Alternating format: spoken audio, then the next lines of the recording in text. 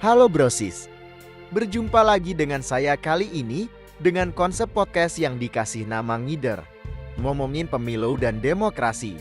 Oh ya, kenalan dulu deh. Sudah 10 episode juga kan ini. Panggil aja saya Putra. Kalau nanya nama lengkap, anggap aja Putra Bangsa. Hari ini yang mau kita bahas adalah pengaruh teknologi dalam pemilu. Kita mau ngobrolin transformasi media sosial, e-voting, dan keamanan siber. Bagaimana penerapan teknologi dalam pemilihan umum, dan apakah sistem negara kita sudah siap menjalankan pemilu berbasis teknologi?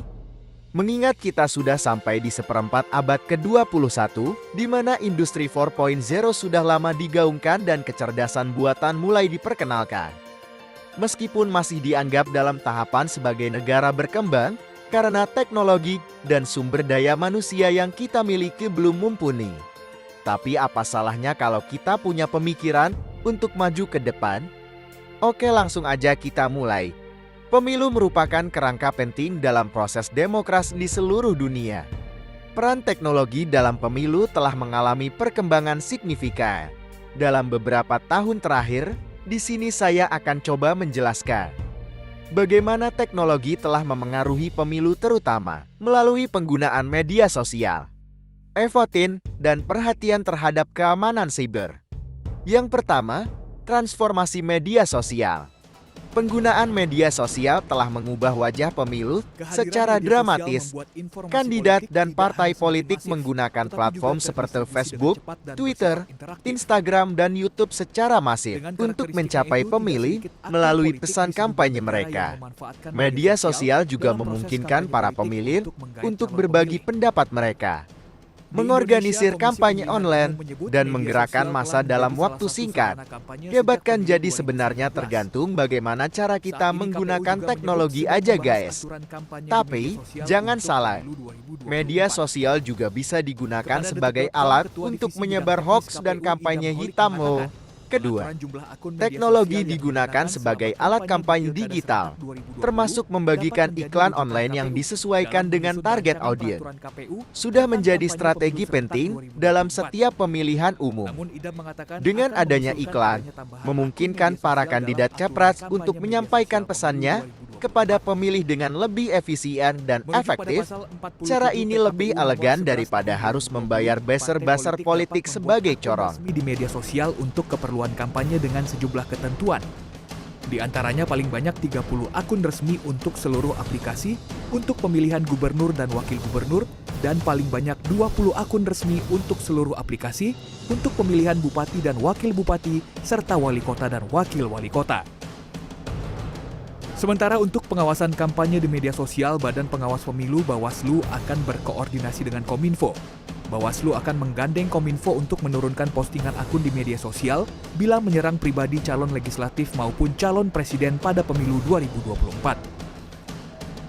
Berdasarkan lampiran 1 PKPU nomor 3 tahun 2022, masa kampanye pemilu 2024 akan dilaksanakan selama 75 hari. Dimulai 28 November 2023 hingga 10 Februari 2024.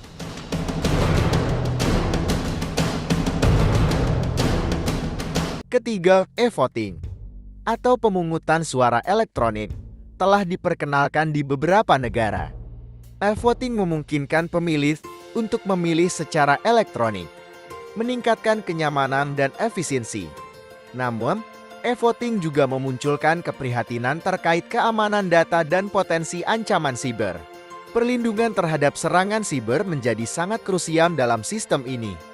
Keempat, teknologi memungkinkan pemilih untuk melacak hasil pemilu secara real-time. Ini memberikan transparansi dan dapat mengurangi ketidakpastian selama proses penghitungan suara. Nggak asing sama istilah quick count kan? Gampangnya mereka itu ngambil sampel hasil pemilu di beberapa tempat aja buat memprediksi hasil di seluruh Indonesia. Dan hebatnya, cara ini bisa cepat dan akurat tanpa harus ngitungin semua suara. Oke, gimana caranya? Biar gampang, bayangin ini kayak abang bakso yang nyicipin sesendok kuah bakso buat nyari tahu rasa kuali-kuali se-Indonesia. Nah, Dari jumlah kuali yang sangat banyak itu, para lembaga survei nanti akan milih secara acak kuali-kuali mana yang akan bakal dicicipin buat ngeprediksi dan nyimpulin rasa kuah baksonya. Enak apa enggak? Semakin banyak dan tersebar kuah yang dicicip, semakin besar juga kemungkinan tepatnya. Meski mustahil bisa sama persis, secara matematis hitung cepat itu bisa dipercaya.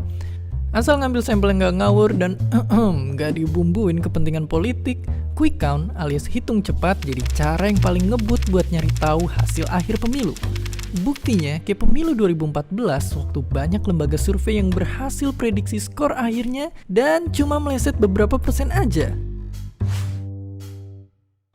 Oke, quick count emang bisa ngitung cepet, tapi kalau masih bingung, ada KPU sebagai penyelenggara pemilu yang pasti bakal ngeluarin dan netapin hasil paling akurat sebulan setelah pencoblosan. Kelima, teknologi juga berfungsi sebagai big data dan analisis prediktif yang bisa digunakan untuk memahami perilaku pemilih dengan lebih baik. Tim sukses kandidat Capres dapat menggunakan data ini untuk menyusun strategi kampanye yang lebih efektif. Keenam, keamanan siber menjadi perhatian utama dalam pemilu modern. Ancaman seperti peretasan, penyebaran berita palsu, dan manipulasi data dapat mempengaruhi integritas pemilih. Negara-negara dan badan pemilihan harus melibatkan ahli keamanan siber untuk melindungi sistem mereka jika benar-benar ingin menerapkan sistem ini dalam pemilunya.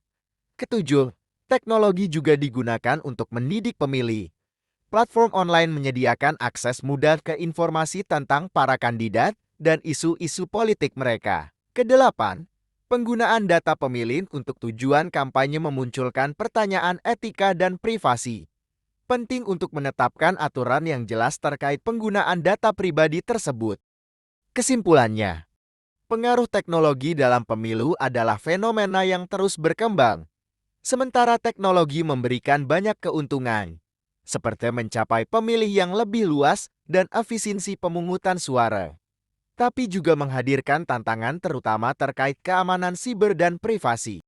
Bagi masyarakat dan pemerintah, penting untuk terus memantau dan mengatur perkembangan teknologi ini agar pemilu tetap adil, transparan, dan aman. Akhir kata, terima kasih sudah menonton video ini. Jangan lupa klik tombol like dan subscribe jika Anda anggap informasi yang disampaikan berguna. Sampai jumpa di episode berikutnya.